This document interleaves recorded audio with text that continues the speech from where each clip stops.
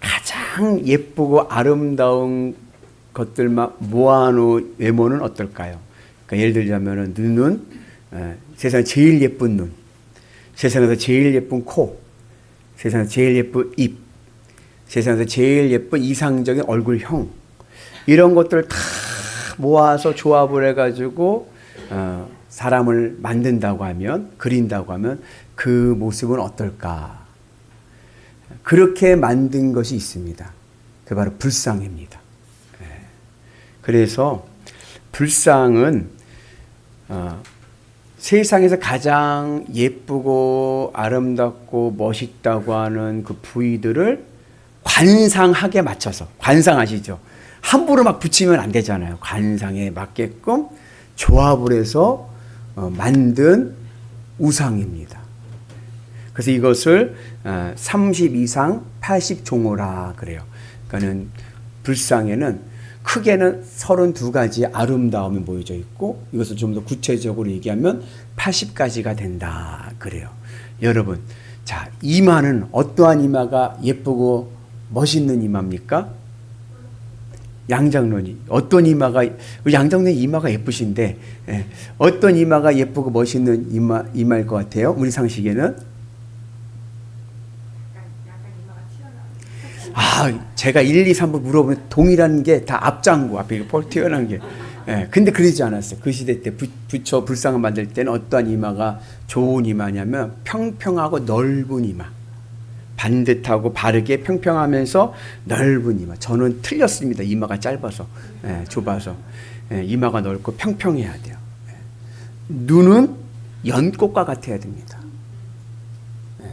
눈썹은 소의 눈썹과 같이 길고 가지런해야 돼요.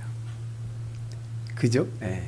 그런 식으로 세상에서 가장 좋은 외모를 관상에 맞게끔 가장 완벽한 것을 만든 우상이 바로 이 불상입니다. 그 내용들을 보면 몸통은 뭐와 같아야 돼요? 몸통은 사자와 같아야 돼요. 몸은 다리 장단지는 뭐와 같아야 돼요? 사슴과 같아야 돼요. 그래서 불상에는요 비만이 없어요. 다 몸이 쫙 빠졌죠. 그죠? 오늘 예배 드리는데 아까 교인들 보니까 저보고 목사님 살이 빠지셨어요 그러는데 저 아직 멀었나 봐요. 제가 미국 연수 갔는데 주변에 있는 목사님들 저보고 하시는 말씀이 목사님 왜 이렇게 배가 나왔어요 그러더라고요. 근데 솔직히 말해서 이제 기운이 없어갖고 뺄 수가 없어. 이제 더 너무 빼가고 기운이 다 빠져가지고 보는 관점이 다른 건데, 부처의 우상 보세요. 부처상은요 몸이 늘씬해요. 사자의 몸통이에요. 그렇게 다 나누는 거예요. 그 중에 80종을 좀 더 세부적으로 나누면 피부가 나옵니다. 부처의 피부가. 세상에서 가장 아름답고 건강한 피부는 어떠한 피부일까? 전순정 권사 어떠한 피부일 것 같아요? 어떤 피부가 제일 좋은 피부예요? 맑고 투명한 거. 피부는 거칠거칠하면 안 돼. 맨질맨질. 불상 보세요. 어때요? 맨질맨질. 그냥 기름이 쭉 흐르잖아. 그죠? 기름이 잘잘 흐르는데, 색깔은 우리는 백옥과 같은 피부를 좋아하지만 건강한 피부는 구릿빛 피부죠. 그런 식으로 부처의 피부는 자금색입니다. 황금색인 거예요. 그래서 가장 좋은 건강한 피부, 자금색. 우리말로 하면 구릿빛 피부. 그래가지고 구릿빛이 아니라 황금으로 이렇게 쫙 이렇게 도색을 하죠. 그래서 예쁘게 이제 만들죠. 그래서 이 부처의 불상은 뭘 함축했냐? 세상에서 가장 아름답고 좋다고 하는 것들의 결정판입니다. 가장 좋은 것들을 가장 좋은 관상에 맞춰서 조합해서 만든 우상입니다. 그래서 이 부처를 한마디로 함축하면 뭐로 보여요? 여러분들은 부처가 뭐로 보여요? 저는요 금덩어리로 보여요. 금덩어리. 여러분, 내 앞에 금덩어리가 있으면 좋아요? 좋아요? 좋죠. 제가 요즘에 갖고 싶은 게 하나가 생겼습니다. 그게 뭐냐면 50돈짜리 금목걸이. 이야! 그걸 바르면 목에 어깨에 힘이 막 들어갈 것 같아. 금은요 내 마음을 뜨게 합니다. 좋죠. 전순정 권사님 그게 한 50돈 되는 금목걸이 같은데요. 빛이 막 납니다. 아, 그런가요? 그런 거예요. 우리는 금덩어리가 너무 좋아요. 그죠? 네. 근데 예수님은 정반대인 거예요. 예수님에게는요, 매력이 없어요. 부처는요, 매력이 많죠. 세상에 좋은 매력들 다 모아놨으니까. 근데 예수님은 아무 매력이 없어요. 보잘것없고 초라합니다. 이사야서 53장 이런 말씀이 있습니다. 같이 봅시다. 그는 주 앞에서 자라나기를 연한 순 같고 마른 땅에서 나온 뿌리 같아서 고운 모양도 없고 풍채도 없은즉 우리가 보기에 흠모할 만한 아무 것이 없도다. 우리가 보기에는 금덩어리가 좋고 매력적이고 아름다운 것이 좋은데 예수님에게는 아무것도 그런 것이 없는 거예요. 예수님에게는 금덩어리가 아니라 초라한 나무 십자가입니다. 부처를 금덩어리로 비유한다고 하면 예수님은요, 초라한 나무 십자가인 거예요. 아무 매력 덩어리가 없고 세상 가치에서 보면요, 흠모할 것이 아무것도 없어요. 제가 자주 물어보는 질문이 예수님이 부럽습니까? 불쌍합니까? 물어보면 대부분의 사람들은 예수님이 불쌍하다라고 생각을 해요. 그 불쌍한 예수님을 왜 믿는지 모르겠어요.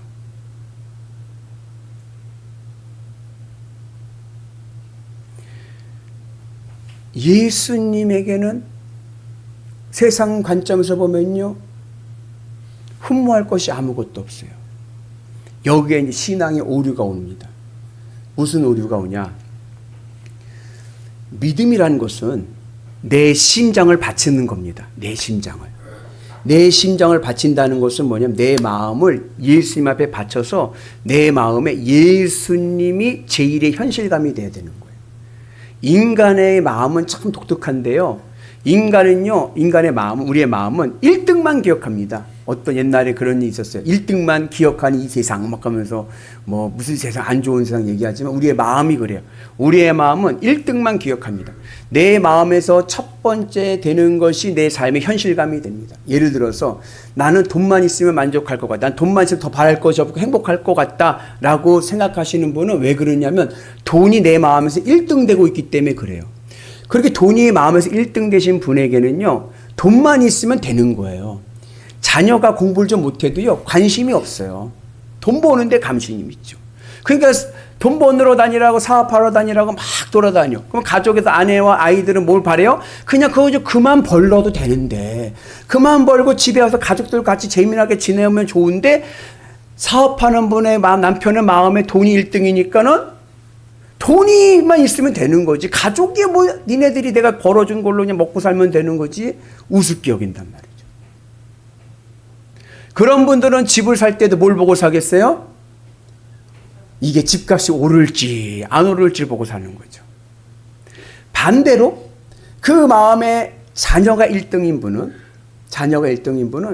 돈 없어도 괜찮아. 내가 고생하고 내가 화장실 청소하고 내가 좀 밑바닥 살아도 괜찮아. 뭐만 된다면, 내 자식이 성공만 한다면, 내 자식이 잘 되기만 한다면 나는 사람들이 날 짓밟고 가고 씹어도 괜찮아.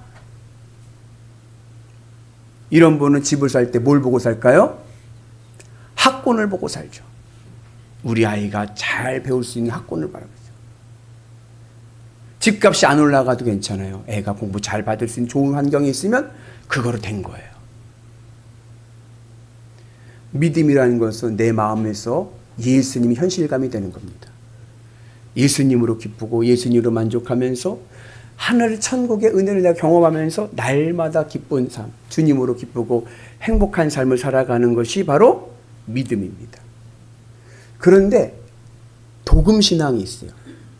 신앙의 오류가 나타나는 겁니다. 비유적으로 얘기한 거예요. 마음은 금덩어리를 사랑해. 세상 것을 사랑하는 거예요. 세상의 가치를, 세상 사람들이 좋아하는 것들을 내 마음은 사랑합니다. 그러면서 무슨 일을 하냐면은 거기에다가 하나님의 이름, 예수님의 이름으로 도금하는 거예요. 마음으로 내가 원하는 소원이 있습니다. 그 소원을 이루기 위해서 예수님의 이름을 부르는 거예요. 이거는 예수님의 이름으로 도금하는 겁니다. 그러면서 뭐라고 얘기하느냐?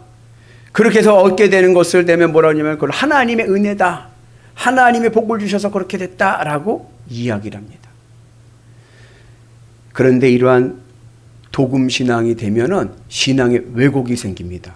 그건 뭐냐면 이상하죠? 내가 예수님 믿고 신앙한 생활을 하는데도 공허해. 마음에 공허함이 옵니다. 그래서 오늘 우리는 우리의 삶이요 예수님을 채워진 은혜가 있길 축복합니다. 어떠한 도금 신앙이 되면 어떠한 오류가 생기냐면은 내가 돈을 많이 벌고 싶은 게 내 마음의 소원인 거예요. 그래서 돈을 많이 벌다 보니까 뭐예요? 거짓말도 하고 불법을 저지르고 사기를 쳐서 돈을 많이 벌었어요. 그리고 뭐라고 얘기해요? 하나님이 주셨다고 얘기하는 거예요. 남 사기 쳐가지고 돈을 벌었는데, 남 사기쳐 돈 벌고 불법을 저질러서 돈을 벌었는데 뭐라고 얘기하냐면 이거 하나님의 은혜고 하나님이 주셨고 하나님의 복이라고 얘기하는 거예요. 그러면 하나님이 사기꾼입니까?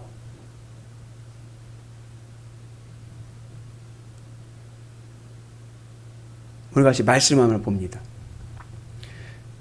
내가 만일 부정한 저울을 썼거나 주머니에 거짓 저울줄을 두었으면 깨끗하겠느냐? 오직 정의를 물같이 공의를 마르지 않는 강같이 흐르게 할지어다. 거짓 저울로 해가지고 제가 예전에 한번 말씀드렸는데 어느 집사님은 간증인데 이분이 정육점을 했어요. 고기를 달잖아요. 이분에게 좋은 기술이 하나 있었습니다. 그건 뭐냐면 저울에 고기를 달면서 뒤에서 손 안 보이게 손가락에 누르는 거예요. 그거 눌러봤자 얼마나 더 올라가겠어요. 뭐 100g? 그 돈 몇 푼 되겠어요. 근데 그렇게 해가지고서는 더 받는 거예요.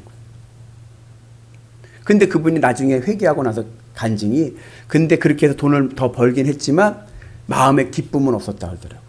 근데 그분이 예수님을 인격적으로 만나고 회개하고 나서부터는 저울에 고기를 달 때 어떻게 달았냐? 고기를 얹어놓고 뒷짐을 지는 거예요. 그리고서는 고기를 팔았는데 수익은 줄었지만 마음의 평안과 기쁨이 오더라고요. 하나님이 우리에게 원하시는 것은 여러분 부자 되는 것보다는 바르게 사는 것이고 풍요로움보다는 평등한 세상을 원하십니다. 내가 불법을 저질러서 부자가 되면 그 부자 된 것을 하나님이 기뻐하시겠습니까? 마귀가 기뻐하시겠습니까?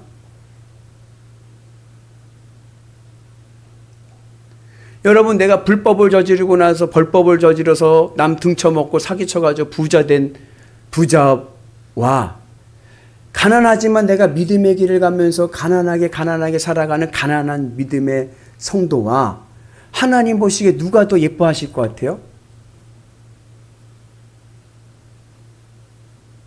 믿음의 기준은 부유함이 아닙니다. 우리의 이 땅에서 여러분 영원히 사는 게 아니에요. 제가 이번에 미국 연수 갔다 왔는데 제가 나눌 얘기들도 많고 은혜 받은 것도 많고 그런데 거기 미국 한인교회 가서 주일 예배를 드렸어요. 사우스베이 초대교회라고 하는 교회인데 그 목사님이 테니스 선수처럼 건강했대요. 나이는 연세는 있으셔. 은퇴가 2년 남으셨는데 근데요 한두 달 전에 그 미끄러져 넘어져서 머리를 다쳐가지고 이게 이러고 몸이 불편하신 거예요. 그럼에도 불구하고 그 교인 우리 온 목회자들 ILP에서 목회자들을 섬기는데 간증을 하면서 근데 그 교회는 독특한 게 여러분 앞으로 20년 뒤 한국교회 모습일 수도 있어요. 거기는요 95%가 80세 이상입니다. 95%가 80세 이상이에요. 그리고 90세 이상이 50%가 넘습니다. 예배를 드리는데요. 뒤에 90세 넘으시는 장로님이 쓰러지셨어요. 예배 중에. 그냥 앰뷸런스가 와가지고 모시고 갔는, 다행히 사셨는데, 인생이 여러분 이 땅에 영원히 사는 거 아니에요. 우리에게는 영원한 하나님의 나라가 있는 줄로 믿습니다. 그래서 여러분 건강할 때 주님 앞에 온전한 믿음의 삶을 살아가 은혜가 있기를 원합니다. 그런데 우리가 오류가 범하는 게 도금신앙이 돼서 내 마음은 세상 것 금덩어리 좋아하면서 겉으로만 예수님의 이름으로 그냥 발라버리는 거예요. 그리고 믿음 있는 것처럼 보이는 거예요. 마음은 다른 것을 사랑하면서 말과 행동으로만 주님 찬양합니다, 할렐루야 이렇게 하다 보면 신앙의 왜곡이 생긴다. 신앙의 공허함이 오고 하나님 기뻐하시는 신앙 되지 않습니다. 오늘 우리는 여러분들의 신앙이 믿음의 정금과 같은 신앙 되기를 축복합니다.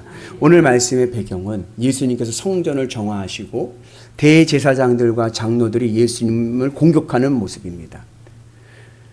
예수님께서 성전을 정화하시고 하나님의 말씀을 전하시고 그리고 병자들을 고쳐주시는데, 이 대제사장들과 장로들이 와서 예수님 앞에 따지는 거예요. 공격하는 거예요. 무슨 권위로 하냐 네가 지금. 우리 같이 말씀 봅니다. 예수께서 성전에 들어가 가르치실새 대제사장들과 백성의 장로들이 나와 이르되 내가 무슨 권위로 이런 일을 하느냐, 또 누가 이 권위를 주었느냐. 예수님 앞에 무슨 권위로 이 일을 하느냐 하면서 예수님을 책 잡을 일을 합니다. 그래서 예수님을 신성모독으로 죄를 덮으셔서 제거하려고 하는 거예요. 아니 예수님이 하나님의 아들인데 대제사장들과 백성의 장로들은 예수님이 누구인지를 모르는 거예요. 아이러니하지 않습니까? 신앙의 지도자들, 믿음의 지도자들이 하나님의 아들을 알아보지를 못하는 거예요. 왜 그럴까? 그들의 신앙이 도금신앙 되었기 때문에 그렇습니다. 마음으로는 세상 권력과 세상 인기와 명예와 부를 좋아하면서 말로는 뭐 하나님 없으면 못 사는 것 같이 얘기하는 그러한 위선이 예수님을 알아보지 못하게 하는 거예요. 근데 여러분 지혜는 뭐냐? 예수님께서 그들에게 직설적으로 대항하시는 것이 아니라 둘러서 이렇게 깨닫게끔 말씀을 하십니다. 세례 요한의 이야기를 하시죠. 우리 같이 봅니다. 예수께서 대답하시되 나도 한 말을 너희에게 물으리니 너희가 대답하면 나도 무슨 권위로 이런 일을 하는지 이르리라. 요한의 세례가 어디로부터 왔느냐? 하늘로부터냐? 사람으로부터냐? 세례 요한이 세례를 주는데 이 세례 요한이 세례를 주는 권위가 하나님 하늘로부터 왔느냐 아니면 이 땅 사람들로부터 왔느냐? 하늘로부터 왔다라고 하면 그는 선지자, 참 선지자입니다. 그러나 땅으로서 사람들로부터 왔다고 하면 그는 거짓 선지자입니다. 그런데 왜 예수님께서 이러한 말씀을 하셨냐 하면 세례 요한과 예수님의 초기 사역에서의 말씀의 내용이 같기 때문에 그런 거예요. 우리 같이 봅니다. 그때 세례 요한이 이르러 유대 광야에서 전파하여 말하되 회개하라 천국이 가까이 왔느니라 하였으니. 예수님 말씀입니다. 그 다음 시작. 이때부터 예수께서 이르시되 전파하여 이르시되 회개하라 천국이 가까이 왔느니라 하신. 세례 요한의 메시지와 예수님의 공생의 메시지가 동일합니다. 회개하라 천국이 가까이 왔다. 회개하라 천국이 가까이 왔다라는 말씀은 이제는 도금신앙 되지 말고 정금신앙 되라. 마음에 주님을 품고 믿음의 길을 가라. 회개하라 천국이 가까이 왔다. 그래서 예수님께서 둘러서 세례 요한의 얘기를 빗대어 말씀하시는 거예요. 근데 이 대제사장들과 장로들이 그래도 깨닫지를 못하는 거예요. 어리석어서. 같이 말씀 봅니다. 만일 사람으로부터 하며 모든 사람이 요한을 선지자로 여기니 백성이 무섭다 하여 예수께 대답하여 이르되 우리가 알지 못하노라 하니 예수께서 이르시되 나도 무슨 권위로 이런 일을 하는지 너희에게 이르지 아니하리라. 이 대제사장들과 장로들은 누구 눈치 봐요? 백성들 눈치 보는 거예요. 하나님 눈치 보는 게 아니라 백성들 눈치 보고 인기를 관리해야 되잖아. 인기. 왜요? 마음이 세상에 붙어 있으니까. 그런 모습을 보면서 예수님께서 내가 너희들이 대답을 하지 않으면 나도 대답하지 않겠다. 왜요? 이거는 대답할 가치가 없는 거예요. 왜? 당연한 일인데. 믿음만 온전히 있으면 당연히 알 수 있는 일인데 믿음이 엉뚱한 데가 있으니까 잘못된 왜곡된 신앙을 가지니까 아무리 이야기를 해도요 이해를 못하는 거예요. 아무리 말해도 이해를 못하는데 무슨 속이의 경일기라겠습니까? 예수님께서 말씀을 닫으신 거죠. 여러분, 오늘 우리의 삶이 주님의 은혜 안에서 도금신앙이 아니라 정금신앙 되는 은혜가 있기를 주님의 이름으로 축복합니다. 물론 우리가 신앙생활하는 것은 잘 되기 위해서 하는 거죠. 그죠? 여러분들, 저는요 소망이 뭐냐면 우리 교회 교우들은 다 부자 되기를 축복합니다. 왜 기운이 이렇게 없어요? 네. 다시 한번, 아니 여러분들이 부자가 돼야 교회도 부흥되는 거예요. 바라긴 여러분들이 가정에 곳간이 차고도 넘치기를 축복합니다. 얼마나 차고도 넘쳐야 돼요? 누르고 흔들어 넘치도록. 할렐루야. 여러분들의 자녀가 잘 되기를 축복합니다. 여러분들의 꿈꾸는 소원이 반드시 이루어질 줄로 믿습니다. 그런데 그렇게 되기 위한 비결이 뭐냐? 정금신앙이 돼야 돼요. 내 마음에 예수님으로 가득 차서 주님으로 기쁘고 행복하면 나머지 것들은요 주님이 다 이루어 주십니다. 그래서 하나 예수님의 은혜 안에서 우리의 내 삶을 이루어지는 것들이 주의 기적을 보게 될 줄로 믿습니다. 그래서 우리가 어떻게 정금신앙을 가질 수 있느냐? 내가 마음에 가지고 있는 이 금덩어리를요, 내가 가지고 있는 이 소원을요, 주님의 십자가 앞에 내려놓는 거예요. 그걸 주님 앞에 맡기세요. 맡기고 나는 주님으로 기뻐하면서 주님으로 만족하면서 하박국 예언자와 같이 없으며 없을지라도 난 여호와로 말미암아 즐거워하리. 주님으로 기뻐하며 살아가게 되면요, 내가 주님을 위해 내려놓은 것 주님이 반드시 채워주십니다. 그 믿음의 은혜가 오늘 우리 가운데 있기를 주님의 이름으로 축복합니다. 그런데 그러지 않고 예수님을 도금 색칠해버리는 거예요. 내 마음은 다른 것을 품고 있으면 어떠한 일이 생기느냐? 결국에는요 예수님을 배신하게 됩니다. 열왕기상 12장을 보면 어떠한 일이 있냐면 다윗에게 따르던 두 용사의 부류가 나옵니다. 한 부류는 언제 다윗을 따르게 됐냐면 다윗이 사울왕을 피해서 도망자의 삶을 살아갈 때 시글락이라는 곳에서 도망자 피신하고 있을 때 다윗을 보고 모인 용사들이 있어요. 그들은요 도망자 아무것도 없는 다윗, 그냥 다윗만 보고 모인 거예요. 또 한 부류가 있습니다. 그는 나중에 다윗이 이스라엘의 왕이 되어서 아직 헤브론에 수도를 두고 왕이 되었을 때, 예루살렘으로 수도를 옮기기 전에 그때 다윗이 왕이 되었을 초창기 때 왕이 된 다윗을 보고 모인 용사들입니다. 시간이 좀 지나니까 어떠한 일이 생겼느냐?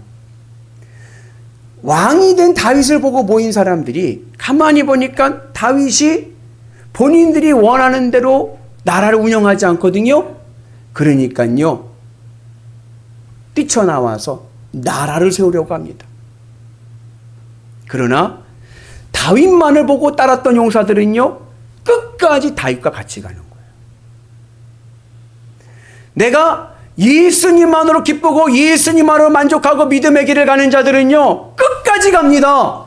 그러나 내 안에 금덩어리를 바라보면서 그 위에 예수님의 이름을 도색하며 살아가는 신앙은 결국 배신하게 되는 거예요.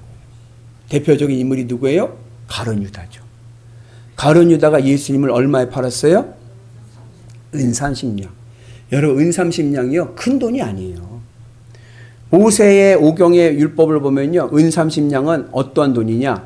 모세 시대 때, 예수님 시대 때도 아니에요. 모세 시대 때 황소가, 내가 몰고 다니는 황소, 우리 집 가축 황소가 뛰쳐나가서 어떻게 하다가 옆집 머슴을 들이받아서 머슴이 죽었어. 노예가. 그 죽은 노예의 값으로 보상해줘야 될 돈이 은 30냥인 거예요. 그러니까 가룟 유다는 예수님을 죽은 노예 값으로 팔아버린 거예요. 하찮게, 가치 없게. 왜 예수님을 팔 거면 좀 비싸게 팔지? 왜 죽은 노예 값에 하찮은 돈에 팔아버립니까? 예수님에게 배신을 때리는 거죠. 예수님 믿을 가치를 얻게 된 거예요. 왜요? 가룟 유다가 예수님을 따를 때는 기대하는 것이 있었어요. 뭐요? 예수님이 왕이 되면 나 한 자리 해야지. 그 한 자리 될 거 바라보고 사는 거예요. 예수님이 왕이 되실 그 모습을 바라보고 살아가는 거예요. 근데 예수님이 가시는 모습이 왕의 모습이 아니라 이거는 죽으러 가는 거예요. 십자가의 길을 가는 거예요. 그러니까 어떤 생각이 들어요? 이거 내가 생각했던 예수님이 아니네? 그런 마음이 드는 순간 어떻게 돼요? 배신하고 마는 거죠. 이해관계를 따져서 신앙생활을 하게 되면요, 나중에는요 배신하게 되는 거예요. 재미난 에피소드인데, 저희 교회 개척을 하고 저희 교회 초창기 때 어느 전도사님이라는 분이 우리 교회를 다니셔서 전도를 엄청 전도왕이라고, 자칭 전도왕이라고 막 자랑하던 여자 전도사님이셨습니다. 나이는 많죠. 그런데 이분은 전국에 안 다닌 교회가 없고 유명한 분이었어요. 근데 우리 교회도 역시나 좀 신앙을 같이 하시다가 이제 안 맞으셨는데 교회를 나가셨어요. 나가셨다가 나중에 강원도 강릉인가 어디로 이사를 가셨어요. 그러고 나서 이제 잊어버렸죠.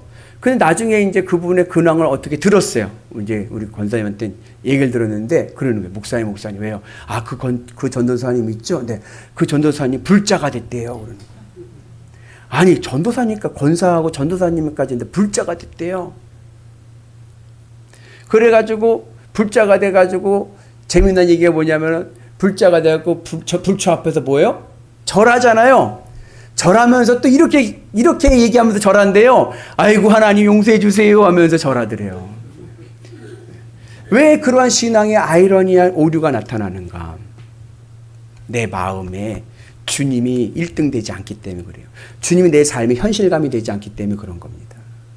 그러면서 그 위에다가 믿음 있는 척 말로 행동으로 그냥 할렐루야 주님 복입니다 은혜입니다 그러다 보니까 이런 오류가 생기는 거예요. 바라기는 우리의 믿음의 은혜 안에서 우리는 주님을 배신 때리지 말고 끝까지 믿음의 길 가셔서 천국의 은혜 되시기를 주님의 이름으로 축복합니다. 그러기 위해서 우리에게 필요한 것은 뭐냐? 내가 가지고 있는 내 마음에 있는 소원, 세상 금덩어리들을 주님 앞에 맡기고 주님으로 기뻐하며 만족하며 살아가는 은혜가 있기를 축복합니다. 예수님께서 그런 말씀하셨어요. 무슨 말씀하셨냐면은 아버지가 어느 자식이 아들이 떡을 달라고 하는데 돌을 줄 아버지가 어디 있고 생선을 달라고 하는데 뱀을 줄 아버지가 어디 있느냐. 우리 하나님 선하신 하나님 믿으십시오. 믿고 내 믿음만으로 주님만을 바라보고 나가면 하나님께서 내 모든 것을 책임져 주실 줄로 믿습니다. 여러분들 가지고 있는 소원하는 것들이 있으시죠? 오늘 내려놓으시고 그 마음의 자리에 주님을 모시고 나가면 주님께서 내게 내려놓은 것 주님께서 책임져 주실 줄로 믿습니다. 옆분 한번 봐보세요. 이분이 도금신앙인지 정금신앙인지 봐보세요. 진짜인지 가짜인지. 저는요 초등학교 때 궁금했던 게 뭐냐, 소풍을 가면 절에 갔어요. 약산사라고 저희 초등학교 근처에 산에 절이 있어요. 그 절에 가면 불상이 이렇게 있는데 금으로 돼 있잖아요. 저는 궁금했던 게 저게 진짜 금으로 채워졌는지 소금 비고 겉에만 색칠했는지 궁금한 거예요. 네. 우리는 모릅니다. 그러나 예수님은 아십니다. 계시록에 보면 예수님의 눈을 무슨 눈과 같다고 그랬냐면 불꽃과 같은 눈과 같았어요. 불꽃과 같은 눈으로 내 안을 다 보시는 거예요. 사람은 속일 수 있어요. 사람은요 위선으로 내가 포장할 수 있어요. 그러나 주님은 속일 수가 없는, 주님 내 중심을 보시는데, 여러분 주님을 믿으십시오. 선하신 주님의 뜻을 믿고 점검과 신앙을 가지고 나가면 하나님께 내 모든 걸 채워주시는 하나님의 선하신 은혜와 기적을 누릴 줄로 믿습니다. 어느 곳에 가든 여러분 주님이 나와 함께 하시는 것이 행복합니까? 불편합니까? 네, 때로는 좀 어디 좀 갔다 왔으면 좋겠다 그러지 마시고 늘 주님이 나와 함께 하시는 것이 기쁘고 행복함이 되셔서 우리의 마음이 주님으로 채워져서 하늘의 기적과 하늘의 복을 누리시는 위대한 성도 되시기를 주님의 이름으로 축복합니다. 그러면 우리의 모든 일들이 하늘의 복으로 잘 되고 잘 될 줄로 믿습니다.